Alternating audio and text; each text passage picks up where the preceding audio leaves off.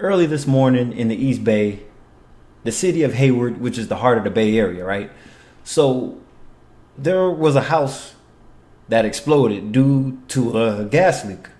A gas leak, a gas line that was hit by a third party construction company, in which the utility company, PG&E, once again in trouble, claimed that they capped the leak. And we're here to find out, to see what really happened and how bad the damage was. Let's take a look.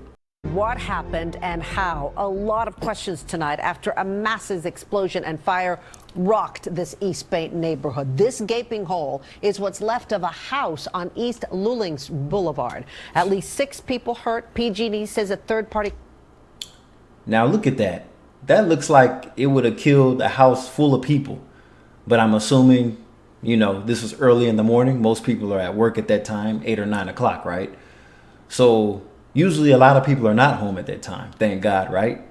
But only people that they counted got hurt. They didn't find any corpse, so that's the good thing. A construction crew hit a gas line hours before that explosion, but PG&E said it capped that leak. Minutes later, the blast happened. So the key word, said that they did, but did they really? And this is the same utility company back in 2010 during the Peninsula explosion. That was actually their fault. But will this be their fault again? Question is, why did it blow? We pulled the dispatch audio to give you a glimpse of what first responders saw when they arrived. About attack 3. Reports of a roof on fire for a possible explosion, possibly due to a gas leak. No further than one attack 3 response. We do have a fully involved structure, seems to be caused from an explosion. Go ahead and give me a second alarm on this. We have what appears to be multiple patients and certainly 3 additional ambulances. 25 copy here. We have 1 patient. Fact of the video. They're actually trying to phase out natural gas in buildings and homes. Matter of fact, most newer buildings, they have no gas lines at all. Now, natural gas has always been a thing in most homes, let alone apartments. But most apartments don't even have gas lines running through the buildings other than just the water heater itself. Other than the water heater going off of natural gas to heat, usually the HVAC system runs off a heat pump, which is a condenser, the same thing that's in a car. So pretty soon you're not going to have natural gas in homes. So let's say you have the water heater, some dryers are gas, and the stove. But all that could be electrified now. Like I said, most apartments, they're already going all electric, especially starting with the stove.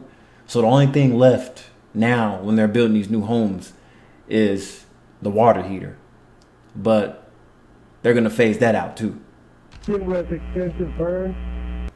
Now watch this. This is the moment the house explodes. You see it right there. This was captured on a security camera across the street at a different home. You can see pieces of the home just flying everywhere, and then all of a sudden the fire erupts.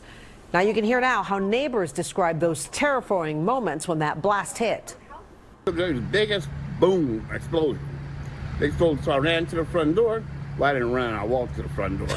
And all I could see, I hear all these sirens and everything. Only thing you see is black smoke and fire. Just fire, just shooting up. NBC Bears Velena Jones has been at the scene all day long gathering information for us, and she's been talking to neighbors. She joins us live with the very latest. I mean, we see the wreckage behind you. It's just so impressive. Yeah, it's incredible that no one was injured in terms of the extent to death, because it's just remarkable when you see the damage left behind from this explosion. Now, as you mentioned, 6 people injured, at least 3 of those with serious injuries tonight. PG&E is still here on scene working to cut and cap that gas line in the infected area to make sure no more gas seeps through. Now, PG&E says that this all started when a third-party construction crew hit a gas line hours before the blast, but tonight investigators are not saying exactly what triggered the explosion hours later. It was like something out of a movie. I watch it over and over on my doorbell camera, and I can't believe this happened. Thank God for these Ring cameras. It just catches so much. It catches package thieves and a lot of things, car accidents, car theft. Pretty soon, you're not going to be able to do anything without somebody or something watching it. This is the moment Christian Maldonado's doorbell camera recorded a home exploding. Moments later, neighbors went running in panic. Deborah Omatoy rushed to help two of the victims. But their face was all bloodied and they had all the debris all over them and they were just in shock. In total, 6 people were taken to the hospital, at least 3 with serious injuries. So luckily, everybody that survived is about to get a large payout. They could have lost their lives, but they didn't. So yeah, it's some serious lawsuits on both sides. PG&E once again, and this third-party construction company. It's about to be some big payout. Alameda County Fire says 75 firefighters worked to contain the flames that spread across 2 properties and burned 3 buildings and brought down power lines. Fire crews say they could feel the electric current while fighting the flames. Omatoy lives next door to the home that was leveled and says the blast caved her roof in. I was calling my husband. He was in the kitchen. He had the gas stove on. He watched the gas slowly go down. So he thought, oh, they must be working on the gas. So I shut it all off. And within a minute or two, the explosion hit. Every one of our windows is out, cracks in the house. PG&E says a third-party contractor struck a gas line while doing road work around 7:30 this morning, hours before the blast happened. Alameda County Fire says it was dispatched to the gas leak, but decided not to evacuate anyone after talking with PG&E, and eventually left. We did not smell gas, detect gas, or see any reason for an emergency. So we waited to speak to PG&E, and PG&E said they can handle the situation. We're investigating this situation. We're going to be learning a lot more. PG&E says it took crews 2 hours to isolate the line and stop gas flow. 10 minutes later, after they capped it, the home exploded. Neighbors tonight worried and wondering if it could happen again. Did something go wrong on their end, or did something go wrong in equipment failure? Kind of scares me. Tonight, multiple people are displaced, but there are no reports of firefighters or PG&E crews injured in the blast. We should also note that 2 people unaccounted for earlier in the day for a few hours have now been found safe. And again, there is electricity that has been restored to some parts of the area. Evacuation orders have been downgraded, so people on the opposite side of the street have been allowed back into their homes. There's no word on how long PG&E crews will be out here working on this area. Just out. Yeah, that's wild though. I mean, that's the last thing you would think of, right? And that's why they're trying to make everything all electric, even cars. But the only thing is, electric doesn't necessarily mean 100% safety either. Like, that doesn't make it a whole bunch safer, because you've seen electric cars catch on fire.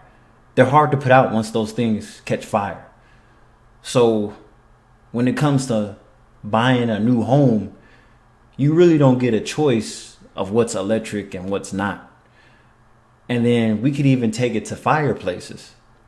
New homes tend to come without fireplaces. If they do, it's electric and not gas. So you have the natural wood burning fireplace, you have the electric fireplace, and then you have the natural gas. So that's 3 types of fireplaces. So the most common one is going to be electric because it's the most safest, because you don't have to call the utility company to come out and ignite a natural gas, fireplace.